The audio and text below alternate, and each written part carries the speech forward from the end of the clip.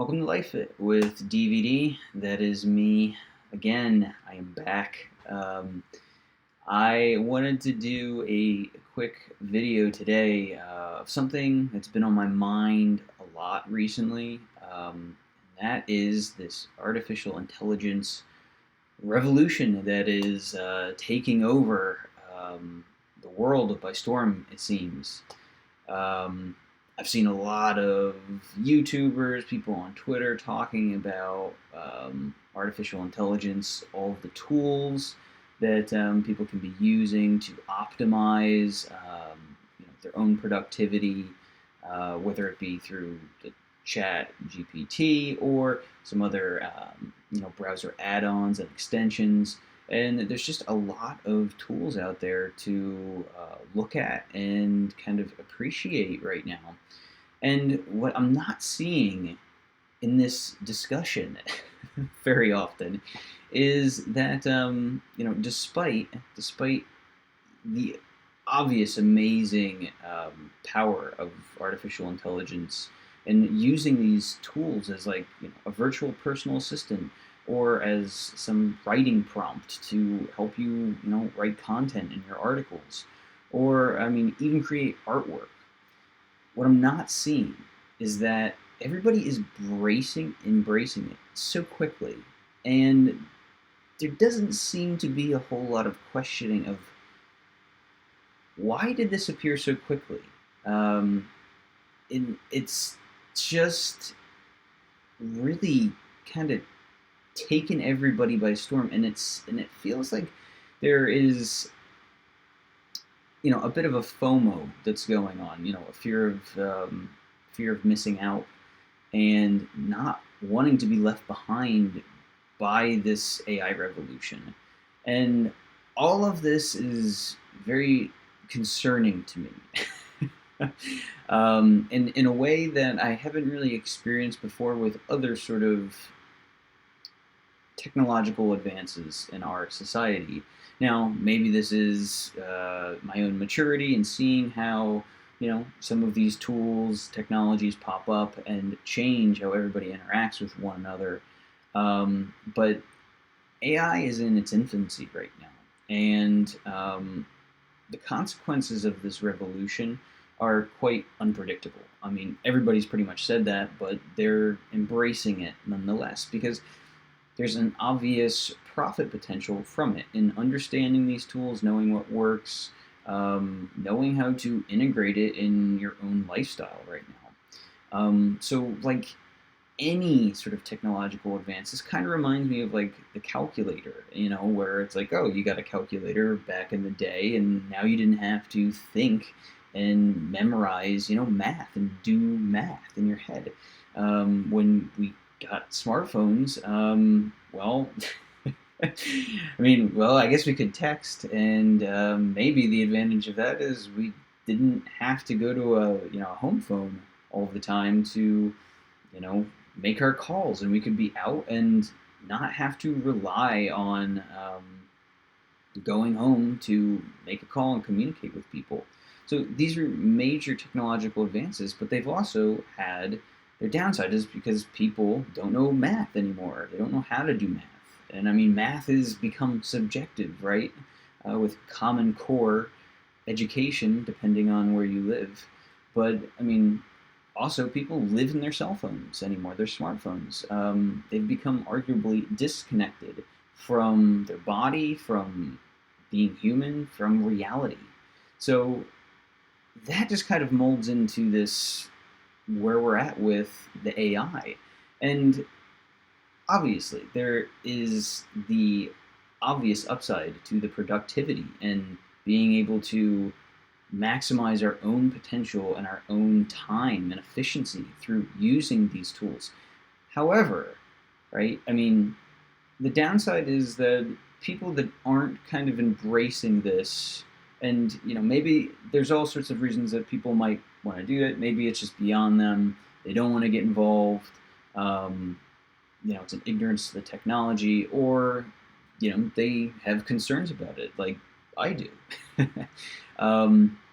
That I think the inevitable kind of trajectory of this is that these will take jobs from our economy that, well, otherwise would have gone to a writer or a graphic designer, or, somebody like that, an assistant.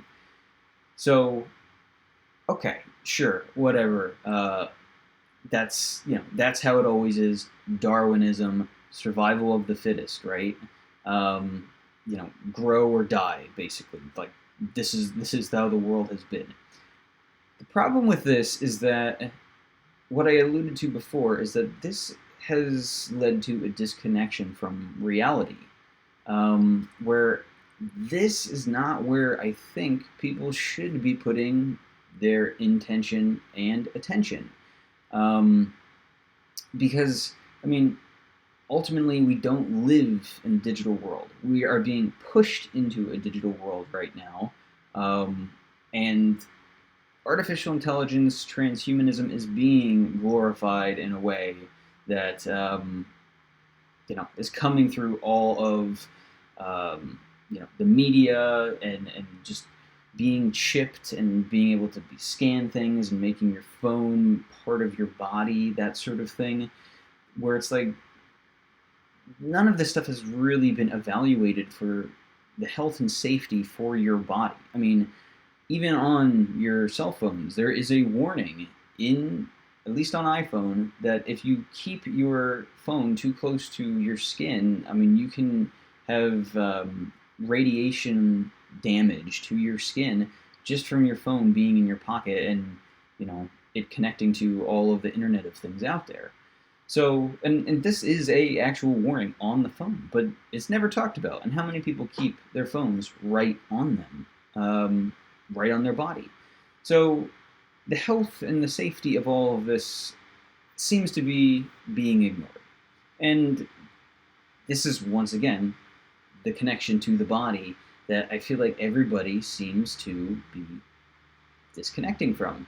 And ultimately, I think we need to be moving away where everybody needs to be getting more in touch with reality, what is around them, their body. And this is part of why I've made this channel, is how we can live a good life that is connected with ourselves, but also with everybody around us, and the reality of the world and what is, and utilizing these tools, for the better, for everybody's, for everybody to be their best self. That's ultimately what I would want here. The problem is that with this stuff that's being pushed and the disconnection that comes from it, I mean, globally right now, there is a disconnectedness that's forming in societies where the most obvious one is inflation, prices going higher almost everywhere and everything. Yet, if you look at the actual data, they say it's coming down. And what they are saying as the reality does not match the actual reality for people. So the media, and I mean, this is a precarious position for societies around the world right now, because the people that are in charge, the news media that fuels them, are very disconnected from reality, the reality that is the reality for most people, and what they're going through on a regular basis. So in this disconnect, it's kind of synonymous to this AI reality disconnect, that really, in my opinion, disconnects us from being human, connecting with other people, being in our bodies, being present. And once again, I mean, I think this is amazing potential, amazing technology, but just that we can't completely rely on it, because with all good technologies, it can be utilized for good, but then there's a point where it becomes a net negative. And it's actually, we're relying on it too much for our day-to-day life, that we've lost sight of our own health and how we feel and our own fitness in that process. And when I say that, it also comes from a perspective that this AI is, I mean, we don't really know exactly where it's coming from. Sure, it's scanning data from the internet, but what if the internet has changed? What if certain things, certain ideologies, certain ways of thinking are the things that are showing up on the search results that are skewing reality? Um, and this is a whole other thing where it's blurring the lines of the truth. And it's this wokeness that seems to be coming through some of the AI. I've seen people put out some clips on what they've asked Chat GPT, one of the popular AI platforms, which was recently bought out by Microsoft and Bill Gates. So everybody can infer where that is going. However, they're asking it just questions about math. It was like, what is 10 plus 10? And it said the answer was 20. And the person said, oh, no, it's 25, just to see what the AI would said. And the AI's response, oh, indeed, you are correct. It is 25. So the AI is obviously flawed. And sure, that's a minor example. But of course, I mean, there's also somebody asked it the definition of a man and a woman, and that is arguably has its own connotations and direction to it as well that I feel like everybody needs to be aware of. So the wokeness coming into the AI is palpable, and I think that needs to be a factor in determining what we're asking it and what we're using it for.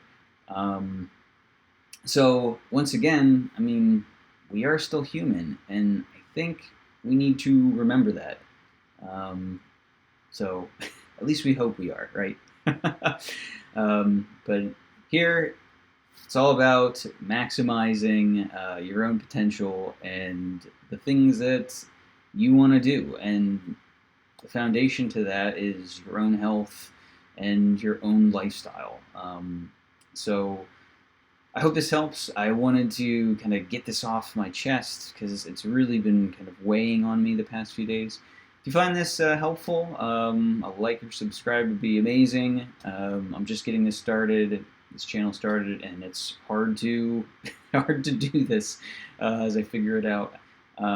So anyway, until next time, thanks.